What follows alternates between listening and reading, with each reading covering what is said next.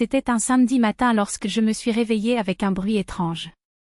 La nuit avait été épuisante, un autre travail d'infirmière à l'hôpital, gagnant mes 70 000 $ durement gagnés par mois, argent qui fait vivre non seulement moi, mais aussi mon mari au chômage depuis 9 mois et ma belle-mère, qui, après avoir tout perdu dans la fraude, a décidé que notre maison était son hôtel privé. Je suis arrivée à la maison dévastée, j'ai jeté mon sac sur la chaise dans le couloir comme toujours, sans m'en rendre compte, j'ai laissé ma belle-mère, Valentina Stepanovna, surveiller chacun de mes mouvements. Dans ce sac, mon nouveau salaire, je prévoyais de payer mes factures, d'acheter de la nourriture et d'essayer de survivre à un autre mois de responsabilité qui ne faisait qu'augmenter. Je me suis réveillée 1 heure plus tard avec un bruit suspect. J'ai ouvert les yeux et elle était là, debout sur le seuil de la chambre, mon sac ouvert dans ses mains, le fouillant sans ménagement jusqu'à ce qu'elle trouve mon portefeuille. Le sang se glaça. « Valentina Stepanovna, qu'est-ce que tu fais ?» ai-je demandé, ma voix tremblante d'incrédulité. Elle n'a même pas cligné des yeux, je l'emprunte. « Tu dormais, tu ne voulais pas te réveiller. » Emprunter ? Sans demander ? Sans avertissement ? Ce n'est pas un prêt, c'est un vol, répondis-je, sentant ma colère bouillonner. Vol ? Nous sommes une famille, a-t-elle répondu, comme si la parenté lui donnait le droit d'envahir mon intimité. J'ai exigé qu'il rende le portefeuille en même temps. Je ne le rendrai pas.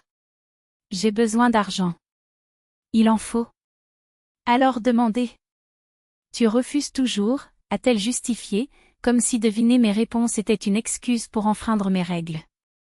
Combien veux-tu ? ai-je demandé en essayant de rester calme. 20 000. 20 000 ? Sur mes 70, qui suffisaient déjà à peine à nos dépenses ? Et si je disais non ? Elle n'a même pas hésité, vous diriez. L'arrogance a été la goutte d'eau qui a fait déborder le vase. J'ai sauté du lit et j'ai essayé de lui arracher le portefeuille des mains. Elle se débattit, serrant l'objet contre sa poitrine comme si c'était le sien. Lâchez prise. C'est à moi. Maintenant, c'est aussi le mien, cracha-t-elle, comme si ce simple souhait faisait sienne les choses. Pendant la lutte, le portefeuille s'est ouvert et l'argent a volé sur le sol. Valentina s'agenouilla rapidement, ramassant les billets et les fourrant dans la poche de vidange. C'est ma compensation pour ne pas être reconnaissant, a-t-elle crié, comme si le respect se mesurait au bulletin de vote volé. La perte de contrôle a été instantanée. L'épuisement des mois passés à entretenir une maison, l'humiliation de voir ma sueur être traitée comme une monnaie d'échange, l'audace de ceux qui jouent les victimes après avoir envahi mon espace, tout a explosé. Ma main s'est levée d'elle-même et je lui ai donné une gifle retentissante au visage. Le silence qui suivit fut perçant. Elle porta sa main à sa joue, les yeux écarquillés, plus de surprise que de douleur. « Tu m'as frappé » gémit-il, comme si la violence n'était que physique et non le vol flagrant qu'il avait commis. « Oui, j'ai frappé un voleur » répondis-je sans remords. « Voleur ? Je suis ta belle-mère. Une belle-mère qui vole ne mérite pas le respect. Le respect se mérite, il n'est pas exigé par le chantage. » Le bruit a réveillé mon mari. Victor accourut, effrayé. Que s'est-il passé ? Maman, pourquoi tu pleures ? Ta femme m'a attaqué, elle sanglotait dramatiquement. Je lui ai dit la vérité, sa mère m'avait volé, sans cérémonie, sans honte. Il regarda des deux côtés, partagé entre la loyauté envers sa mère et l'évidence des faits. Léna, pourquoi ne lui as-tu pas donné l'argent ? Tu aurais pu résoudre le problème sans violence. De la violence ? Elle est entrée par effraction dans mon sac, Victor. Ce n'est pas un appel à l'aide, c'est de l'abus. Mais c'est ma mère, a-t-il insisté, comme si le titre effaçait l'erreur. Et je suis ta femme, qui a travaillé jusqu'aux os pendant que tu cherchais un emploi depuis 9 mois. Où était ton respect pour moi lorsqu'elle a décidé que mon argent lui appartenait ? Valentina, réalisant que l'acte n'avait aucun effet, essaya un autre angle. Je suis désolée, Léna. Je ne ferai plus ça. Tu ne le feras pas jusqu'à ce que tu en aies à nouveau besoin, répliquai-je. Donnez-moi les 5 000 qui sont encore dans votre poche. Elle refuse, c'est ma compensation pour la gifle. Compensation ? La gifle était pour votre manque de honte. Victor, désespéré, tenta une médiation, donnez-lui les 5000, Lena. Au moins, cela mettra fin à la dispute. C'est fini? Seulement si elle comprend que la famille n'est pas une excuse pour voler. Si tu veux de l'aide, demande-la. Si tu en as besoin, parle. Mais ne te faufile pas comme un rat.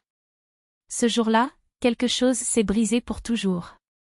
Ce n'était pas seulement une question d'argent, c'était une question de limite, de dignité, du droit de dire « non » sans être traité comme un méchant. Une semaine plus tard, j'étais de retour chez mes parents, avec les formalités de divorce en cours. Victor a appelé, suppliant, « Lena, reviens. » Ma mère a juré qu'elle ne ferait plus jamais ça. Il ne s'agit pas d'elle, Victor. Il s'agit de toi qui permet que cela se produise. Il s'agit de ne plus être l'idiot qui se tait. Valentina a également essayé, ma fille, pardonne-moi. C'était du désespoir.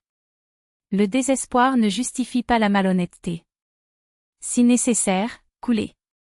Ne volez pas. J'ai appris une leçon douloureuse, quand quelqu'un même sous le couvert de la famille, dépasse ses limites, ce n'est pas un manque de caractère que de se défendre. C'est un manque de caractère que de penser que le sang donne droit à tout. Le respect n'est pas obligatoire, c'est réciproque. Et quiconque ne comprend pas cela ne mérite ni argent ni pardon. Lorsque les limites sont violées, même la patience la plus longue s'épuise et la goutte qui déborde n'est pas le hasard, c'est une conséquence.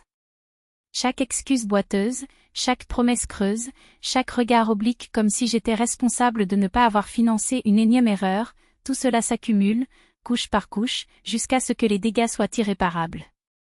Et quand l'addition arrive, le bruit est fort. Grand et juste. Il n'y a aucun drame dans le recouvrement de ce qui est dû. Il n'est pas exagéré de fermer la porte à ceux qui ne savent entrer que les pieds sales. Si la famille était synonyme de permis d'abuser, le monde serait un enfer de dettes émotionnelles et de factures impayées. Mais ce n'est pas le cas. Une famille qui se respecte sait que l'amour n'est pas un chèque en blanc, c'est un contrat de respect. Et lorsque ce contrat est rompu, ce qui reste n'est pas du ressentiment, c'est la froide certitude que certaines leçons coûtent cher à apprendre. Et il l'était.